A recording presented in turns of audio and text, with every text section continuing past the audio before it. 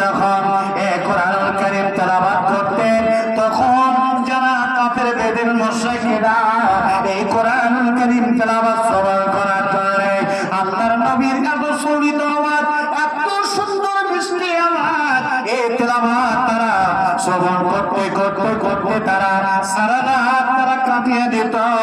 তারা বসার কথা স্মরণে আসতো না, প্রস্তুতি তারা ভুলে যেত। জননী মা, বন্ধু, বাবা, জীবনের আমার আল্লাহ তাবারক ওয়া তাআলা পার্থিব জগতে আপনাকে আমাকে এই কোরআনের মুহাফিজ হিসেবে পাঠিয়েছেন। আসেন আমরা আমাদের জীবনটাকে রঙিন করে নিয়ে আমরা কোরআনকে ভালোবাসি, মসজিদকে ভালোবাসি, আল্লাহ তাবারক ওয়া তাআলার সান্নিধ্য লাভ করার জন্য আমাদের জীবনে সন্তুষ্টতা অর্জন করার জন্য আল্লাহর রাস্তায় আমরা কোরবানি করে দিই।